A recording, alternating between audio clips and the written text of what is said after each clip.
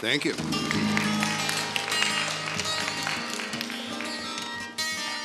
Well, good afternoon. How are you guys? Good? Yes. Great. My name is Odds Bodkin. Can you say that? Yes, and believe it or not, here at the dawn of the 21st century, I make my living telling stories. And I have a few for you this afternoon. But before I can tell them, I need to offer you a thought, which I hope you'll find useful. The thought is this. If instead of being here in your gymnasium on the floor, you were in a movie theater, or you were getting ready to watch a movie, all you'd need to do to see the story would be to look at the movie screen. There the story would appear. Same thing with TV. You look at it and there the story is. But in what we're going to do, you don't have to look at anything. And just because I'm sitting here, you don't have to look at me. But I would offer you this thought. Consider, if you would, looking inside something, which is something each of you has. It's your power of creative imagination. I can offer you words, character voices, music, and some sounds. But it will be up to you to take those things and in your mind's eye, which is right back here, make a kind of movie of your own imagining. And if you do that, these stories will come to life and we'll have a really good time. What do you think? Deal? My first story comes from ancient Japan. There may be an unfamiliar word to you in this story. The word is shogun. Can you say that? Shogun. A shogun is a Japanese warlord, the prince, someone who commands an army.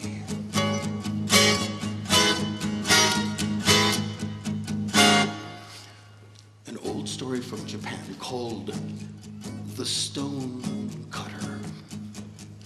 If you want to, quietly with your hands on your knees, you can make that rhythm.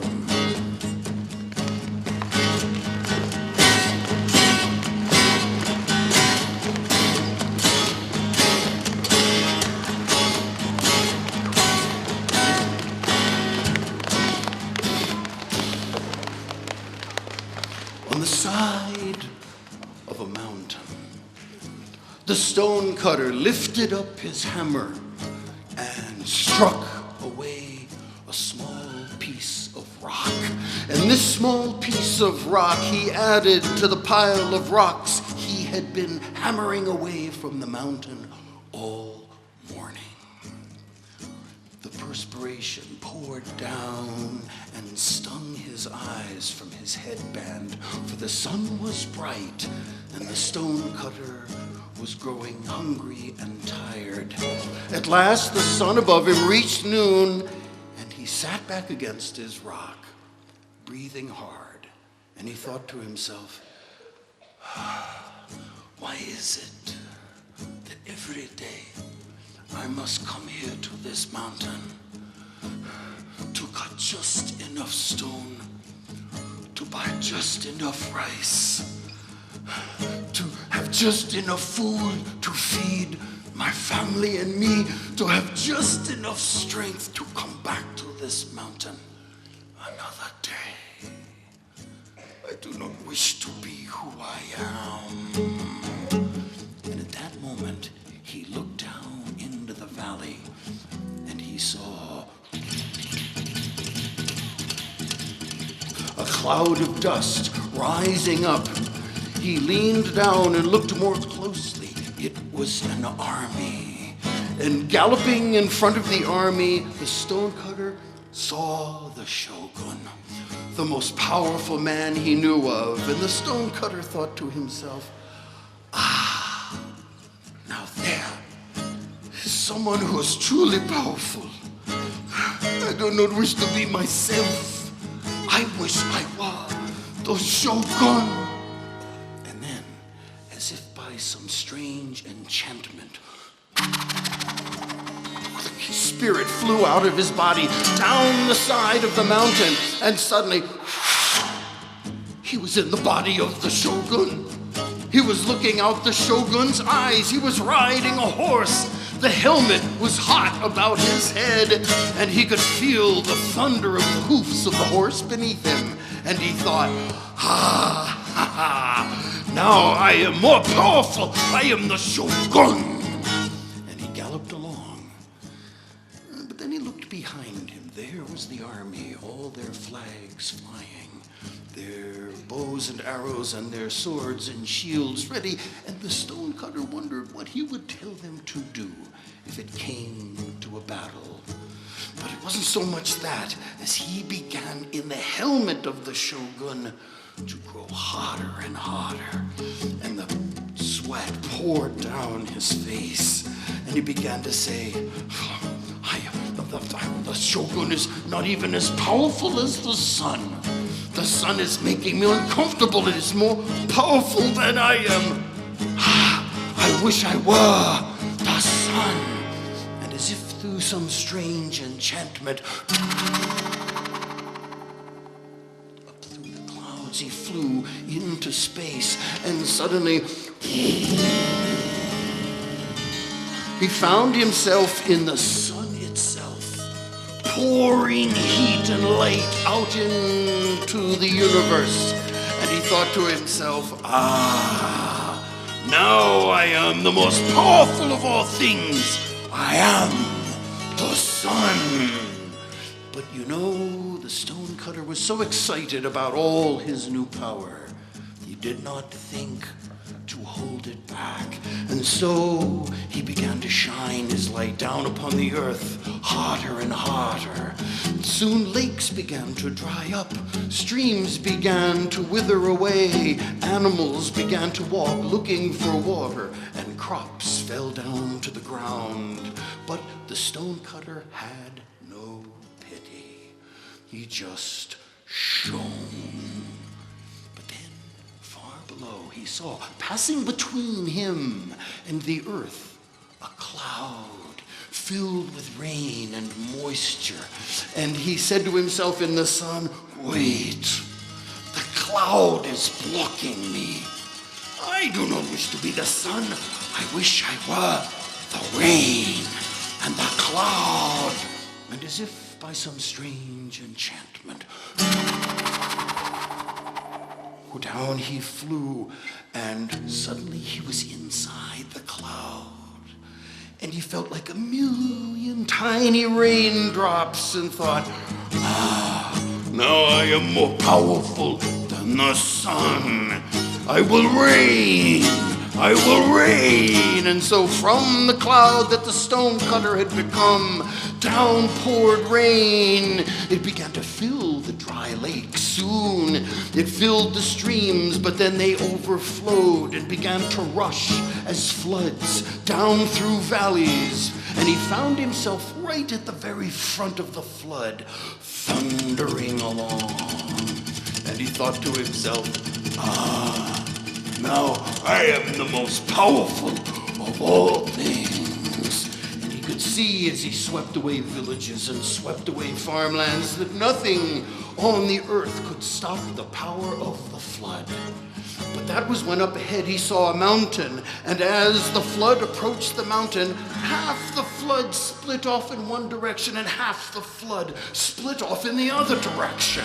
And he looked back, he had been split in two, and he said, wait, I do not wish to be the flood. The mountain is more powerful than I am. I wish I were the mountain. And into the center of the stone he landed.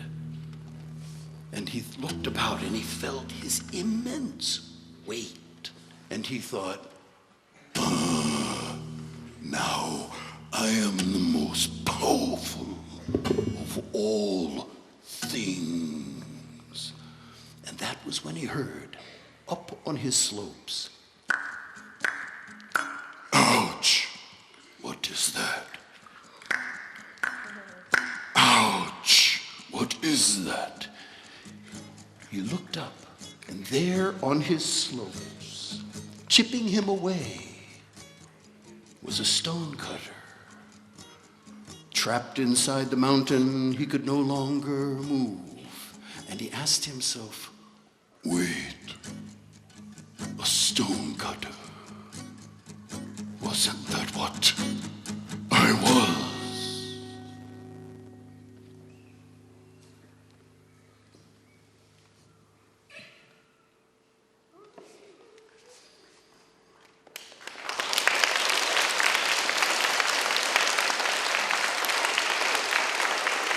Thank you. All right, here's a question for all of you. How many, as you listened to that first story, began to see pictures in your mind? How many of you saw the movie of the story? Way cool. You may put your hands down. That is what we are doing. We are creating movies within the mind. I tell all sorts of stories, and not all of them are serious, and not all of them come from Japan. Before I tell you my next one, here's a question. How many of you are the best singer in the room? Okay, put your hands down. How many of you know that you're not the best singer in the room? Ah, that's a heartbreaker. Put your hands down. All right. Whether you are the best singer and you're young, so you never know when suddenly you'll learn, or not.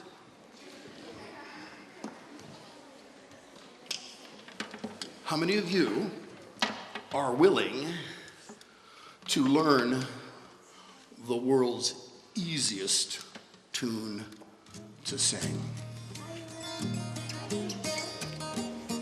Wonderful.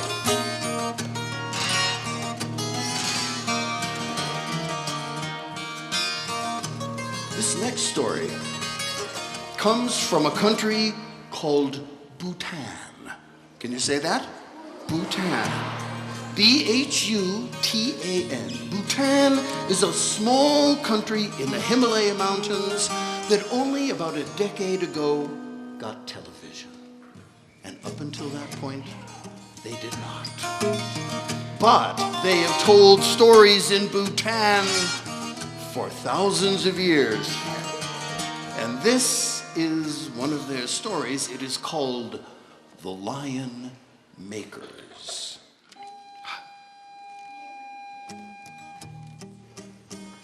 And of course, it's got this song. This is the song.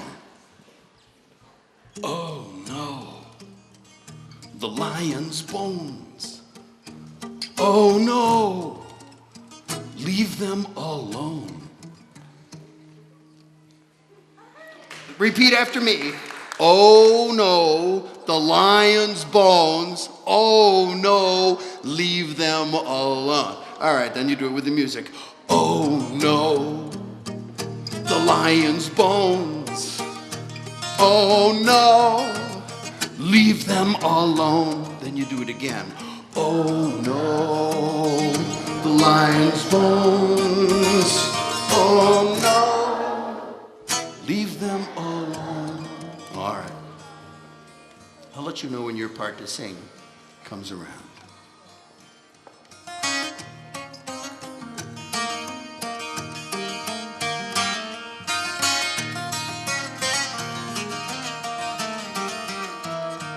Once long ago, in a little village in Bhutan, there lived 4 Brahmin.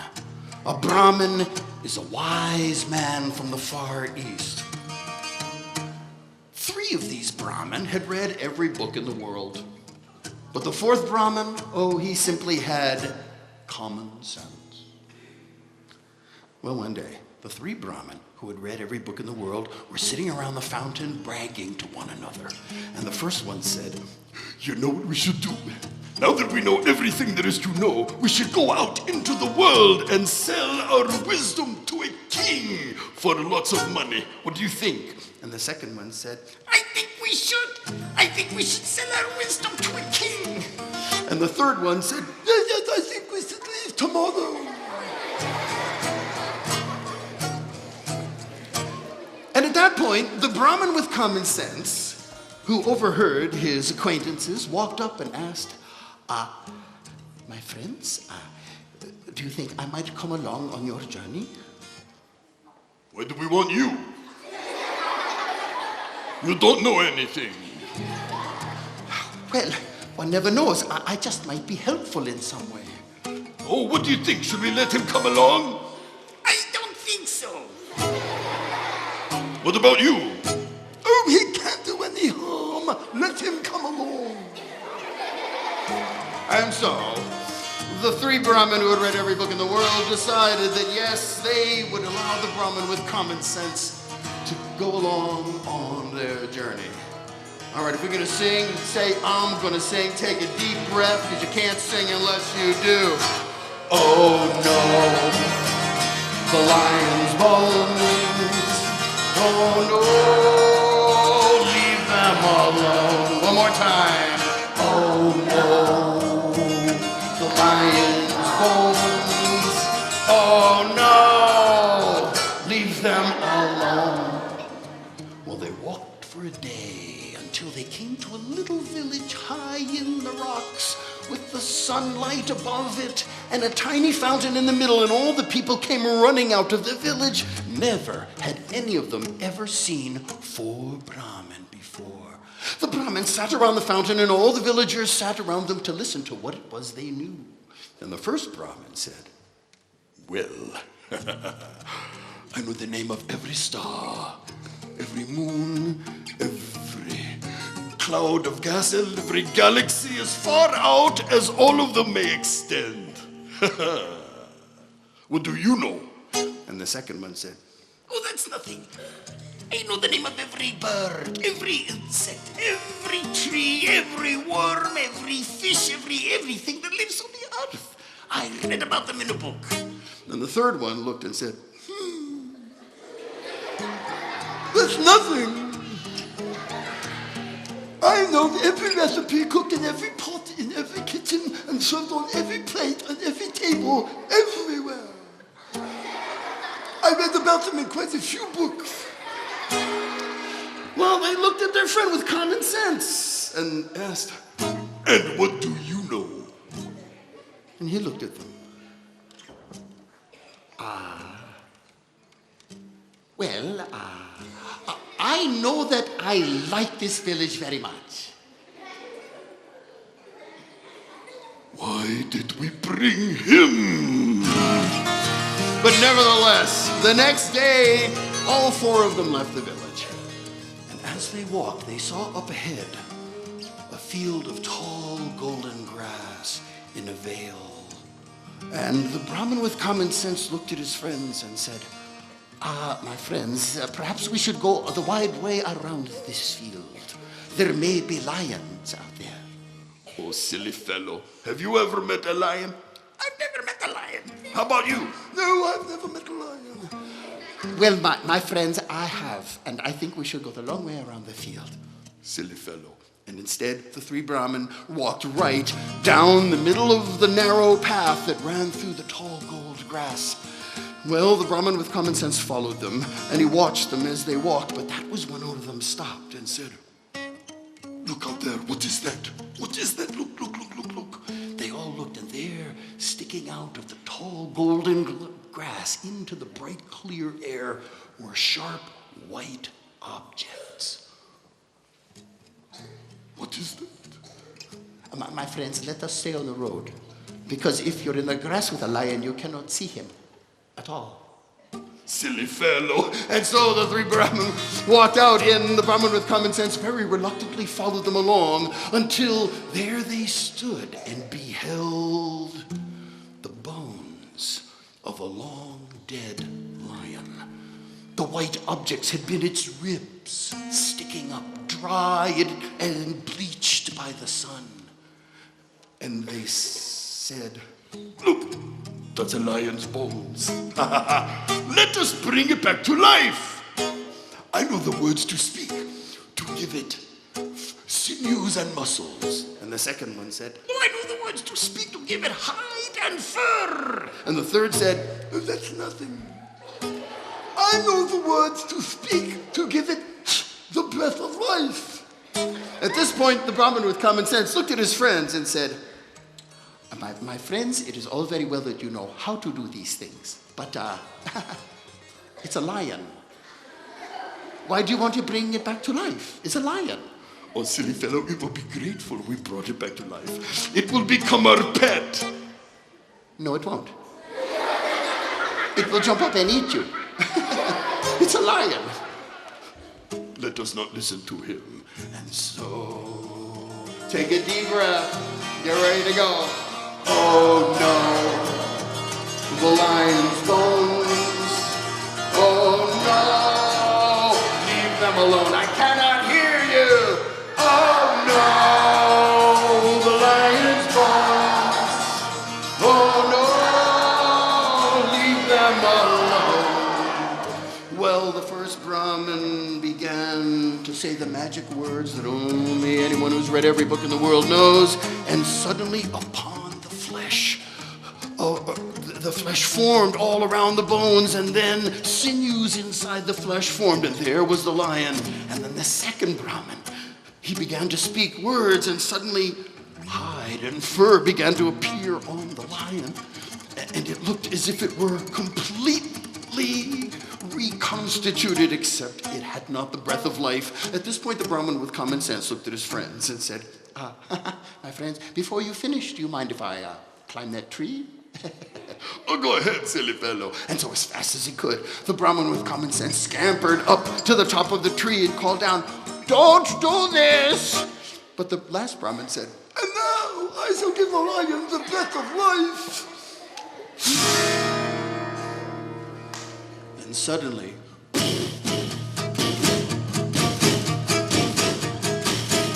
mighty heart of the lion began to beat, and into its lungs a great gasp of breath poured, and it stood up and it roared. It hadn't been alive in 100 years. And it looked around and it realized it hadn't eaten anything in 100 years. And there, standing right there, with 3 delicious-looking Brahmin. And without a moment's hesitation, because after all, it was a lion, it gobbled them up, roared in glee. And the Brahmin up in the tree thought, oh no, my friends, oh no. Well, he waited for an hour. The lion seemed to have disappeared, but he began to listen until he heard the tiniest of the birds and the littlest of the mice scampering through that tall golden grass. And he knew the lion had finally left the meadow. And as fast as he could, he slid down the tree and ran home to his village, and he never left again. So, the story has a moral, and it's this.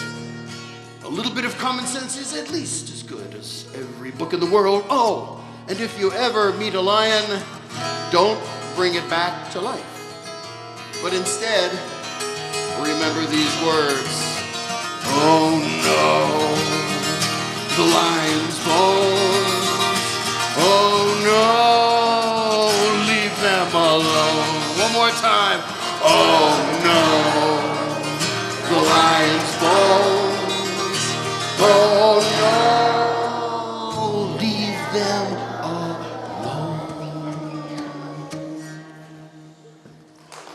Yeah, good job. Good job indeed. All right. One thing I know is that it is not easy to sit on a hard gym floor for too long without growing a little stiff.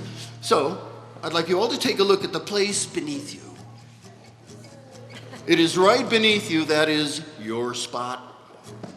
The reason I bring up your spot is because I'm going to invite you to return to your spot once you've stood to take a stretch. You're going to want to do this. Everybody, up, up, up, up, up, up, up, up.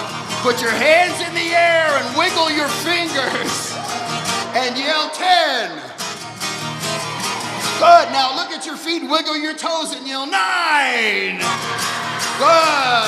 Now touch your belly button and say 8. Good. Take your 2 earlobes, pretend they are uncooked bacon, and do this. And yell 7.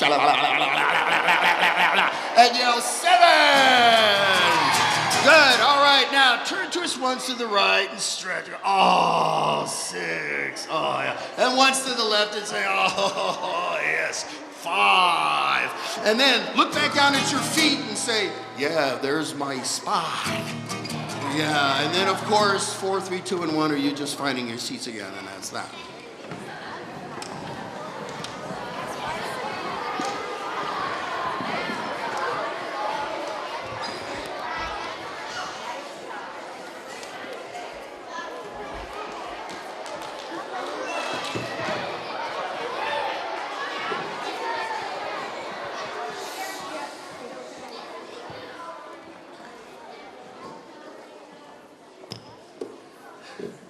This musical instrument here that I was playing for you as you all came in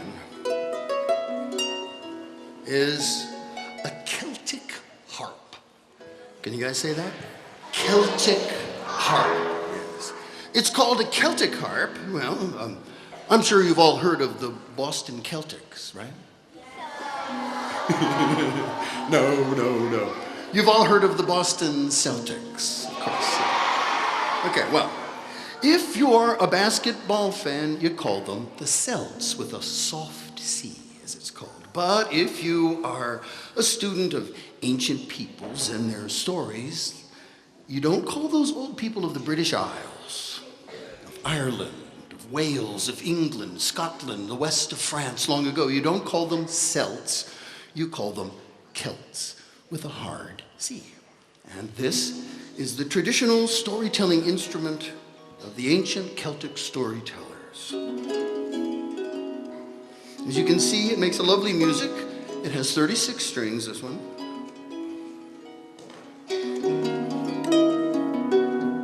And with it, I will tell you a story that comes not from Ireland or the Celtic lands, but rather from ancient Greece.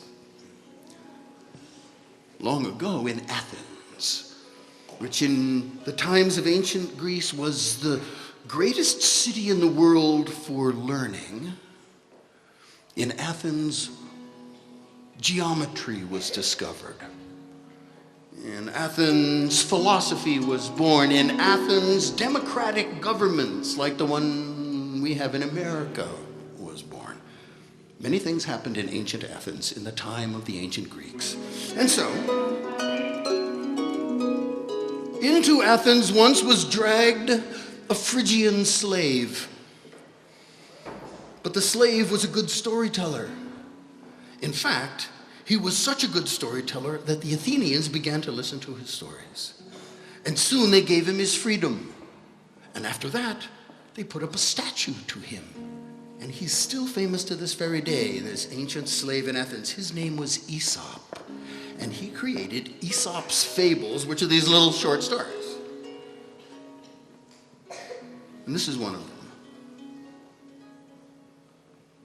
It's a strange little story. It's called The Boys and the Frogs.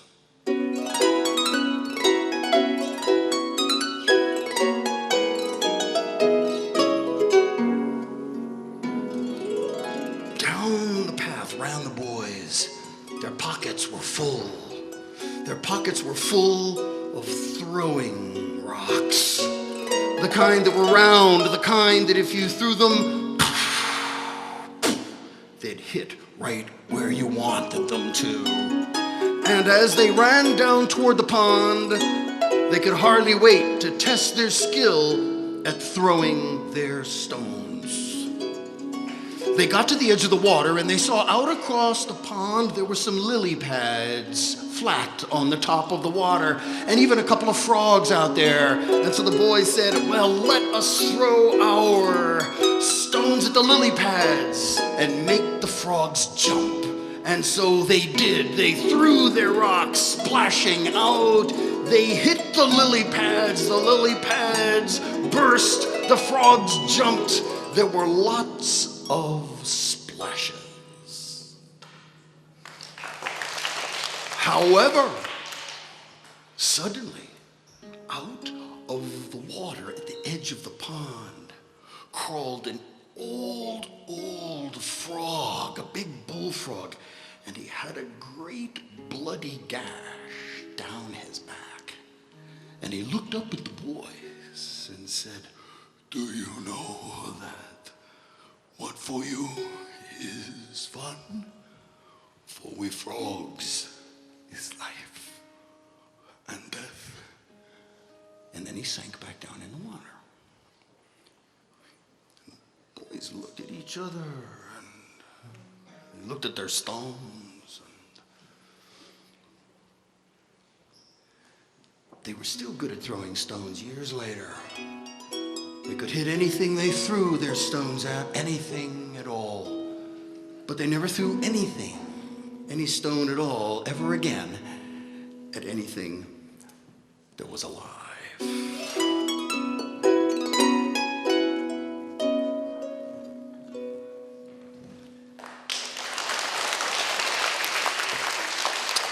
Thank you.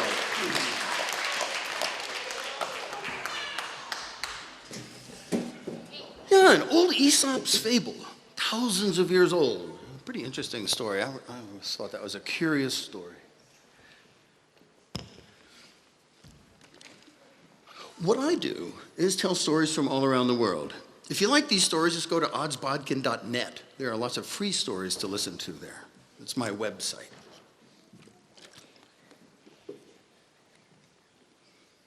Some of them are 4 hours long. I kid you not.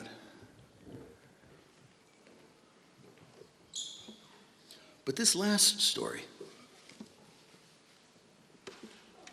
and afterwards, if you don't mind, I'm going to ask you some questions about it, is not 4 hours long. Otherwise, I'd have to invite you to stretch another 25 times. But instead,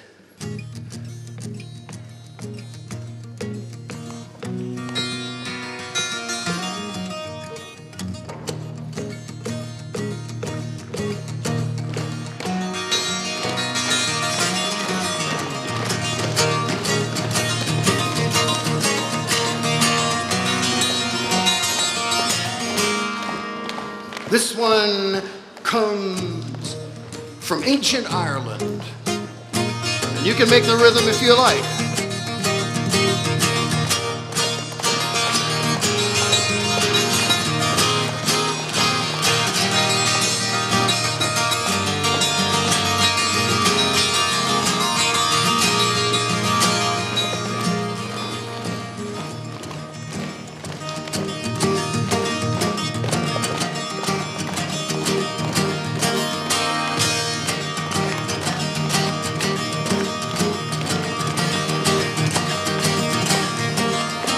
All right. How many of you kids have ever heard of the great Irish legendary hero Finn McCool? All right, great. Okay, put your hands down. For those of you who haven't heard of Finn McCool is sort of a mythological character from ancient Ireland. He was a giant, they say. And he ran a great company of mighty warriors called the Fianna, or the Fenians. And he guarded the Emerald Isle of Ireland deep in the past. Finn is a name like George, Harry, Pete, you know. Mac means the son of. So when you eat at McDonald's, you're having son of burger. You didn't even know. And cool, Finn McCool, cool has nothing to do with being cool. It's not even spelled that way. It's just an old Irish name. Now this last story has another song with it. Since you did fabulously well with the first one, I figure I'll teach you this one and we'll see how we do. All right, here are the words. Hoy, that hurts. Hoy, that hurts. Hoy, that hurts. Hoy, that hurts. Hoy, that hurts. Hoy, that hurts. All right, now let's sing it together. 1, 2, ready, go. Hoy, that hurts. 2, 3, 4. Hoy, that hurts. Hoy, that hurts. Hoy, that hurts. Hoy, that hurts. Hoy, that hurts.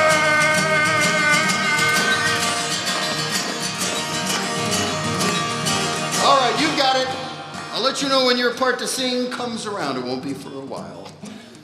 Finn McCool was a giant, yes, but this is the story about when Finn and his wife Una outwitted the big man.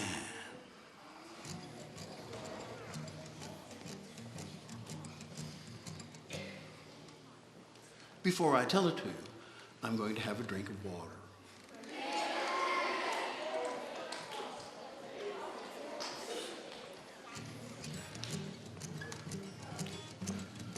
One day, Finn was out walking the rocky beach with his dog Bran.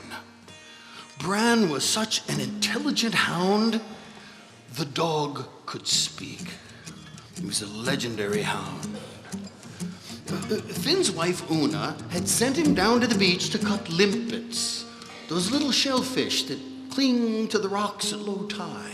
They look like a tiny circus tent, and if you gather enough limpets, you can put them in a stew and have yourself a fine supper along the Irish coast.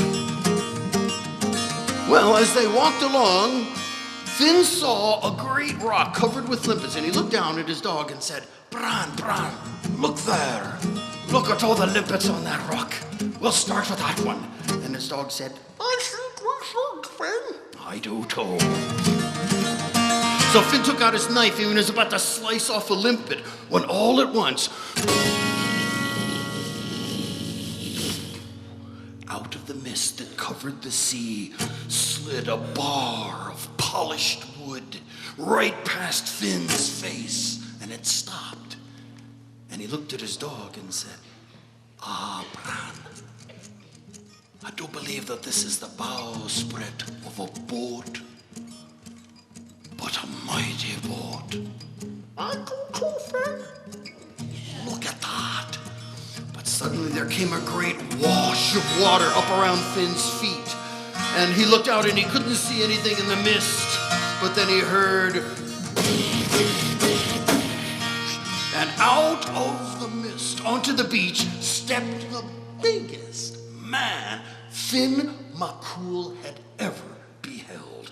Why, the big man's belt came up high above Finn's head, and a giant sword clanged in its scabbard, and Finn had never seen such a big man. Now, the big man had never met Finn McCool, and Finn McCool had never met this big man, and yet for some reason the big man saw him and the dog, leaned down and asked, Where's Finn McCool?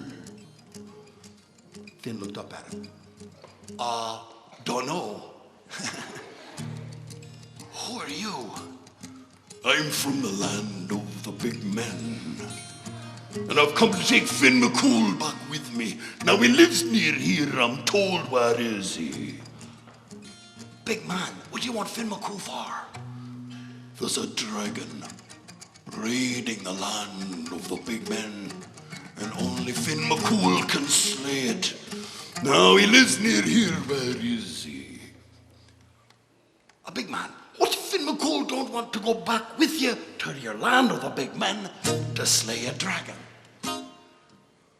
Then I'll take him back against his will. I see. Well, you know, big man, you're right. Finn McCool lives near here, but you can't get there from here. But if you're determined to go, this is how to get to Finn's house. Walk up the beach about a mile. That'd be north. and you'll come to a stony wash. Now, there won't be much water in it, but take it right and walk up that stony wash. I'd estimate about 4 miles. Right, that'd be east. East up the wash. Right, and then you're gonna come to a forest. Now, the forest will have a path going off to your right. Take that right and walk it about a mile. I'd say that'd be south. South down the path. Right, you catch on quick. And then you're gonna come to a rocky field. Now, the rocks are sharp, so don't trip, big man, or you'll cut your knee or something. But head across that field due west. I'd estimate about 4 miles. You come right to Finn's house. The big man stared at him. 4 miles west across the stones. That's right. I'm going then. And so, up the beach into the mist, stumped the big man, taking the long way to Finn's house. Well, he looked at his dog and said, Bran, we'd better go. So the two of them ran right up the hill. And there, where you just couldn't see it from the beach, was Finn's house. Well, he jumped into his back door, and there stood Una, his wife. She was kneading dough in a great wooden bowl, kneading dough for making scones, those sweet little biscuits that you eat in the morning. And she saw him run in, and she said, Finn, how are you? I'm fine, my love. Did you bring the limpets? No, forget the limpets. There's a big man coming, and we've got to get him to go home and away. He won't want to come back with any of his big friends. If you know what I mean. That kind of a man. Aye, that kind of a man. But at that moment, Finn turned and saw that they had a house guest. It was Gaul. Gaul was the biggest, the hairiest of all the Finnian warriors, and he was a great friend to Finn. And Finn saw that he was there, and he said, Gaul, how are ya? I'm fine, Finn. How are ya? I'm fine. Gaul, would you do me a favor? Dump all the wood out of the wood box in the back. Jump up inside, tuck up your knees, and pretend you're a baby. Now, Gaul had hair that came out to here, big hairy arms, and a dark beard that went all the way down to his knees. And he said, Finn, I don't look like a baby. I know you don't look like a baby. Finn, I'm not a baby. Of course you're not a baby. Well, Finn, if I'm not a baby, and I don't look like a baby, how am I supposed to be a baby? You're gonna have to pretend, Gaul. And so Gaul went and he dumped all the wood out of the wood box, threw it out the back of the door, jumped up inside and tucked up his knees inside the wood box so that he looked like a gigantic, hairy baby in a big wooden cradle. Then turned to Una. Una, have we got a baby's bonnet we could put on top of Gaul's head to make it look more authentic? And I've got one. So she ran and she got a little pink hat. So they put the little pink hat right on top of all that hair on Gaul's head. So there he was with his feet tucked up in the wood box and a little pink hat on his head. And Finn said, you look perfect. Now, when the big man comes, I could do that. I know. You want me to do that?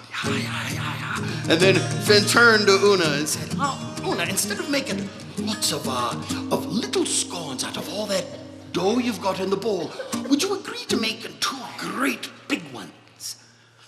So she went and she took the huge pile of dough and she cut it in half with her cleaver and she formed them into 2 big triangles. And then Finn went and got an iron horseshoe off a nail. Put this in the middle of one of them. And remember, which is which. So she put the iron horseshoe inside one of the great scones, shoved them both in the oven, and they began to chat as the scones cooked.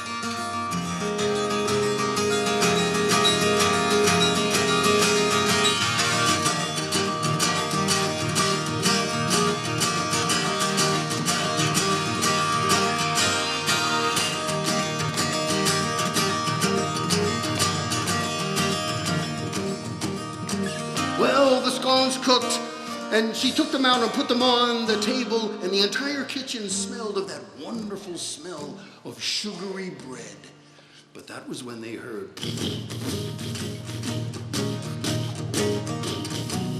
the big man was coming across the sharp stones.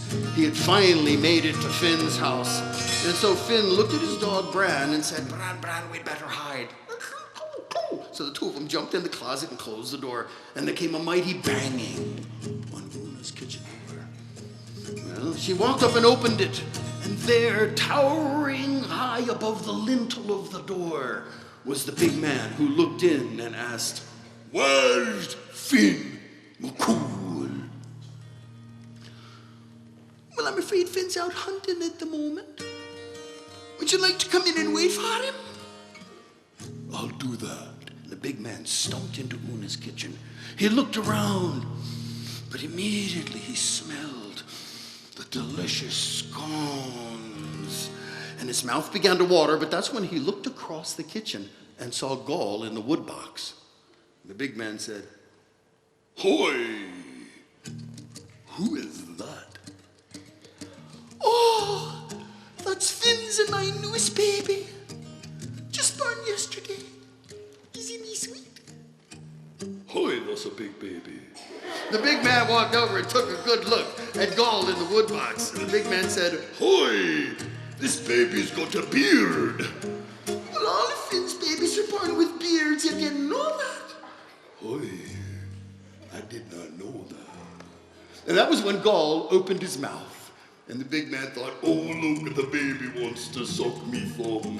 and so he stuck his thumb into Gall's mouth, and Gall took a good chew on it. Then the big man pulled it out and said, Oh, that hurts. And this is where the song comes in. Hoy, that hurts. Take a deep breath. Hoy, that hurts. Hoy, that hurts. Hoy, that hurts. Hoy, that hurts. Hoy, that hurts. Hoy, that hurts. Well, the big man was jumping around. He had a smarting thumb. And he said, Oh, the baby's got teeth. All of Finn's babies are born with teeth, upper and lower. You didn't know that? I did not know that. Poor man hurting your thumb so quick, said Una. Are you hungry? I am hungry. First I've got to feed the baby. So she took the scone that did not have the horseshoe in it, and she gave it to Gall in the wood box, who very noisily and rudely began to eat it. And the big man looked at the other one and said, Oh, that one's for me. So he took a good bite down right through the middle of it, and out flew one of his front teeth, and it landed on the windowsill. And it hurt. So it's no surprise that when he said it louder than before. Hoy, that hurts! Hoy, that hurts! Hoy, that hurts! Hoy, that hurts! Hoy, that hurts! Hoy, that hurts! Yeah, well, he was jumping around. He had a sore thumb and a missing tooth. Then Una looked at him and said, Oh, you poor man, hurting your thumb and losing your tooth so quick. Takes a strong man not to cry. I'm the strongest man in the land of the big man. I'm sure you are. You know I'm strong too. Oh, you can't be strong. But I am. I'm not quite as strong as Finn, but I'm almost as strong as he. I don't believe it. You don't believe it, then I'll prove it to you. We'll play a game of strength. What kind of game is that? The big man was beginning to worry. Oh, it's easy. It's called flick the pebble with your toe. It's called what? Flick the pebble with your toe. How do you play that game? You see, outside in front of the house, there's a wee pebble in the grass, you know. And sometime when Finn's fast asleep, just to pass the time, he'll flick it over the house with his toe. At the back of the house, you know, there's another stone about the same size, you know, and sometimes when I'm asleep, just to pass the time, I'll flick it over the house in the opposite direction. Sometimes they cross in midair. It's very romantic.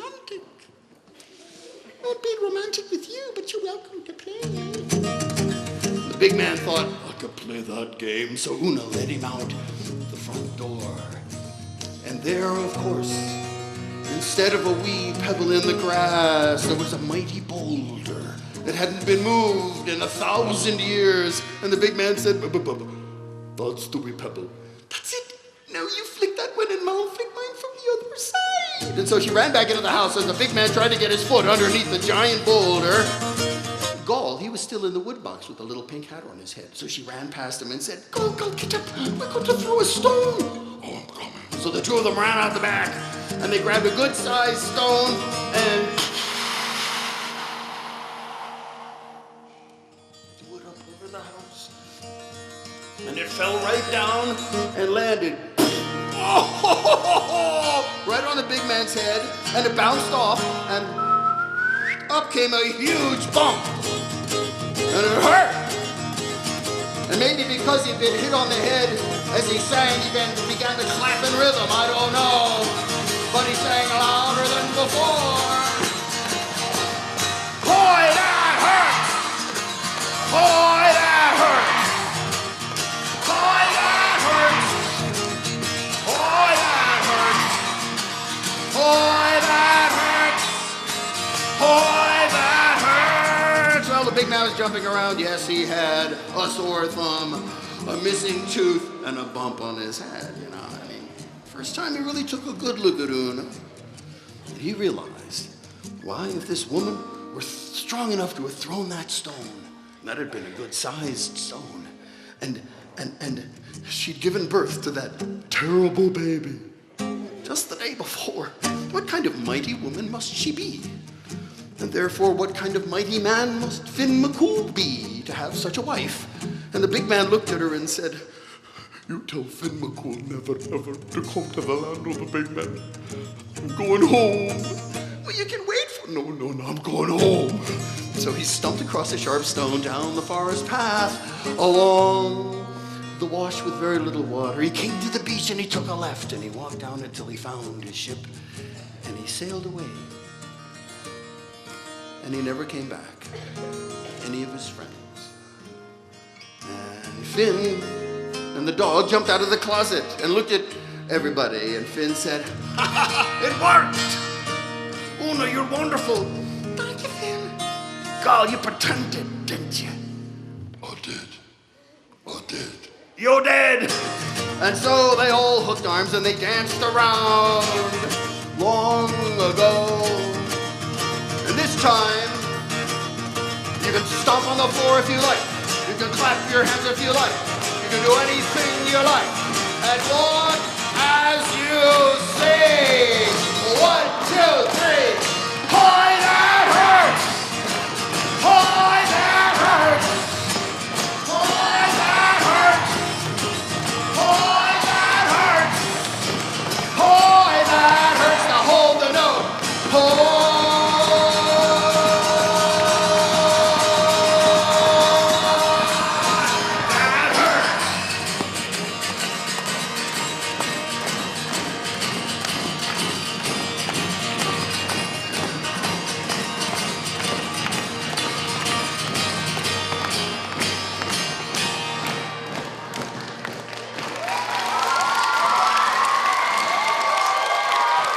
Well done. Well done. I'd like all of you, if you would, to kindly recall your spot and take a deep sort of breath and maybe stand up and take a quiet stretch for about 10 seconds.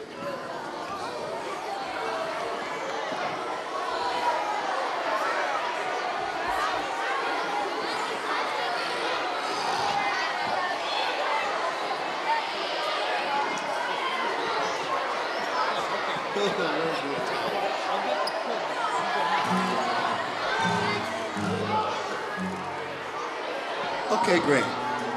But you quietly find your places. I have some questions I'd like to ask of you.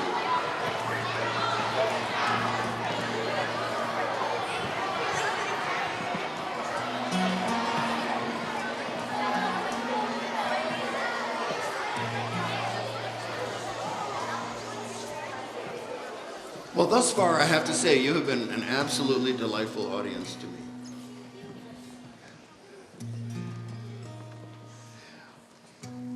I have a couple of questions that I'd like to ask you that have to do with the stories that I just told you. If you have an answer that you would like to offer to these questions, kindly put up your hand. Don't put up your hand if you don't have an answer. Because if I call upon you and you don't have an answer, you're going to be caught saying, I can't remember. So you don't want to do that, especially in public.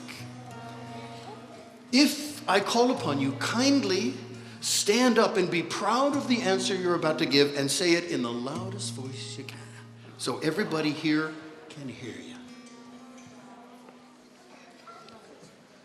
Who recalls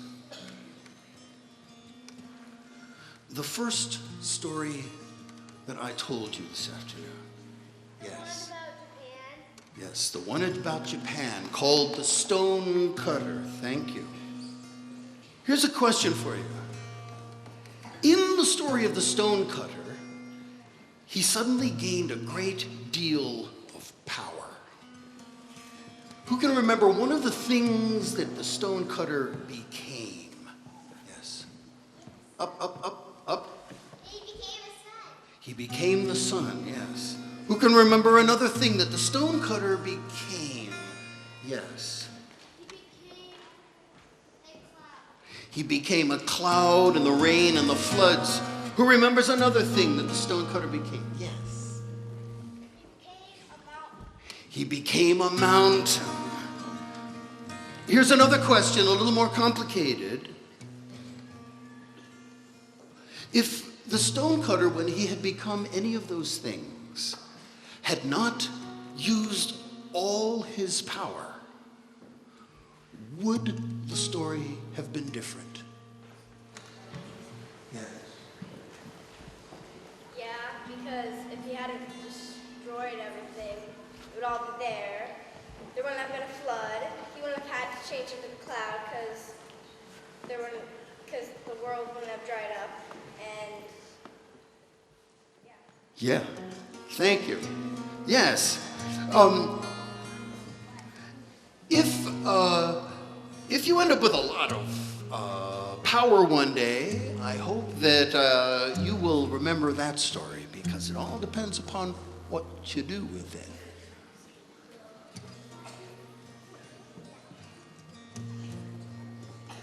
At the very end of that stonecutter story,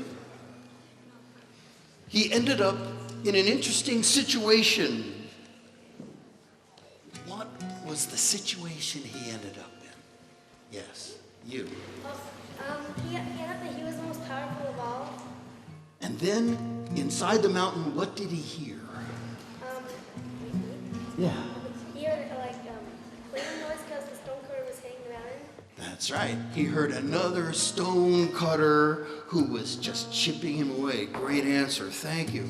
It's interesting. Have any of you guys ever wanted to be somebody else? Yeah, all right. Yeah, okay. Well,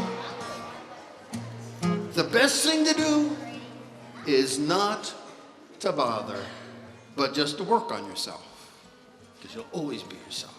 And that's part of what this old story from Japan is about. Who was with the next story that I offered you guys? Who recalls? Yes, yes, you in the purple. Uh-huh. No.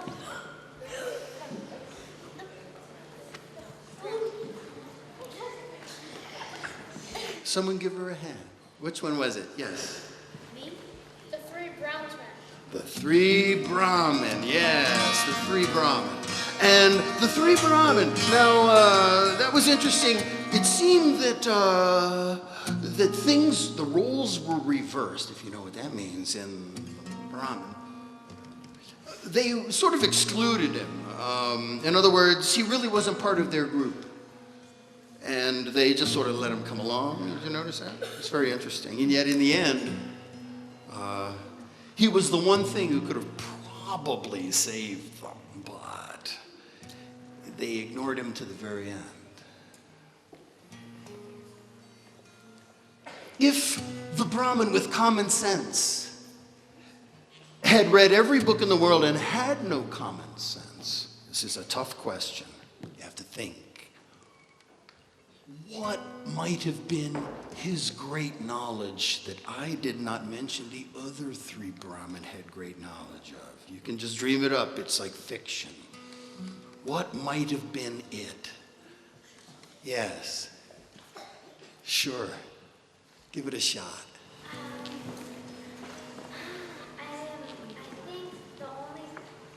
think the fourth one that he was the only one that knew where the lion was. Yes, his field of knowledge was where the lion was. But if he had been like the other three and had read every book in the world, if you could read every book in the world, what would you want to know? One knew about all the animals, one knew about the stars, one knew about all the recipes. What's one other thing to know everything about? Yes. Stan. Oh, did I already call on you? Oh, no, somebody else. Somebody else. Yes, over there. He could have learned everything about science. He could have learned everything about science. What's one other thing he could have learned everything about and maybe still had some common sense? Yes. He could have learned all about a certain sport like football or hockey. He could have learned all about a certain sport like football or hockey. Absolutely. He could have become what is called an expert. What was the next story that I told? It was a really short one. I don't know if anybody remembers it. Yes. You. About the giants. There was a little one in there. And I played the harp. I'll give you a second shot. I played the harp and told it. Give you a hint. Way in the back, in the white box, yes. The Boys and the Frogs. Okay, one question about the Boys and the Frogs. This is a tough one. There are two of them. One, were the boys, before they knew that throwing the stones would hurt the frogs, doing the wrong thing by just throwing them in the first place? What's your opinion? Yes. Doing the wrong thing. You think there's an opinion, he thinks they were doing the wrong thing because they were throwing the stones. Great, have a seat. Does anyone have another thought? Here's the question again. Before the boys knew that they were hurting the frogs by throwing the stones, were they doing the wrong thing? Someone who I've not yet chosen. Yes, in the white and blue. I think if they were just throwing the stones in general, it wouldn't have been a bad thing, but if they were throwing something they could actually feel it, it might have been wrong. Yeah, so if they were just throwing stones in general, then that's really not such a bad thing. Now here's the question that comes next. Once the old frog crawled out of the water with a gash down his back and spoke to them, and they kept on throwing rocks at frogs and lily pads, would that have been more wrong or less wrong? More wrong because they could have killed the frogs or the lily pads. More wrong because they could have killed the frogs on the lily pad. It's interesting. Sometimes you do things and you don't know that you're doing them, and then once you learn that you don't want to do them anymore, only then are you really wrong. The last story was more a confection, so I'm going to ask you this question. How many of you kids have ever heard of the golden rule? Okay, great. Put your hands down. For those of you who did not raise your hand, well, who here who knows the golden rule can stand up and say their version of it? Yes, you. Two things. That silence in places where you should be quiet is probably the most recommended, and you probably shouldn't hurt anybody. All right, that's one version. Who has another version of the golden rule? Yes. Treat other people the way you want to be treated. Treat other people the way you want to be treated. Or the old-fashioned way is saying, do unto others as you would have them do unto you, right? The golden rule, it is the most, I don't know, ancient rule that we human beings have about getting along with each other. Do unto others as you would have them do unto you. Treat other people as you would want to be treated. Thought, yes. Stand. A little more loudly, please. Be respectful and you will be respected. Yes, that's an excellent variation on the golden rule. Anybody else have another one? Yes, way in the back. Be safe. Yes, well, one of the things about having respect for other people is that you will tend to be safer. I'll tell you that. Okay, here's another question. Why do you think this rule is called the golden rule? Why isn't it like the rule of steel, or the copper rule, or the rule of wood or something? In the red, yes. Just a little more loudly.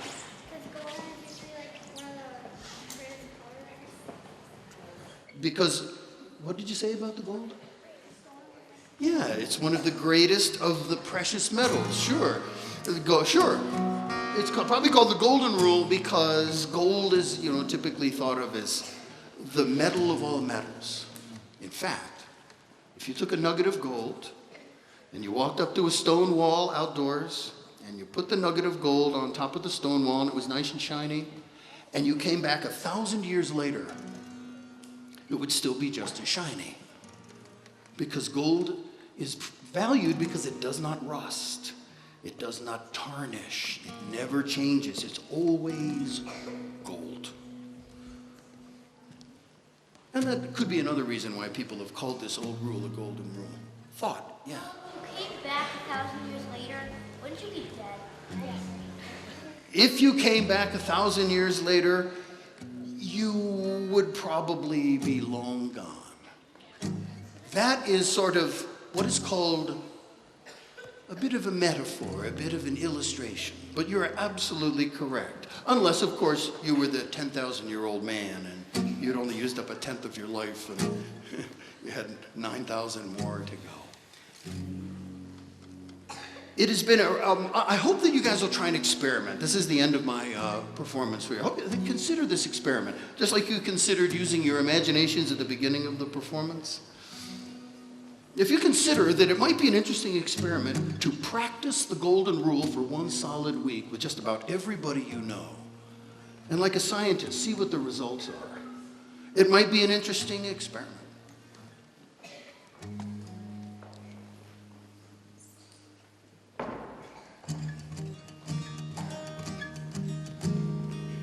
Thanks for sharing this time with me. You're a bunch of nice kids. Take care.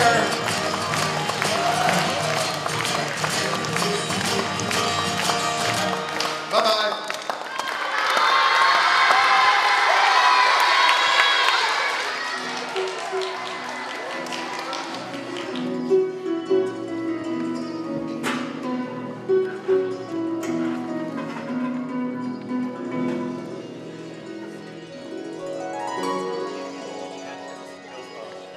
Thanks.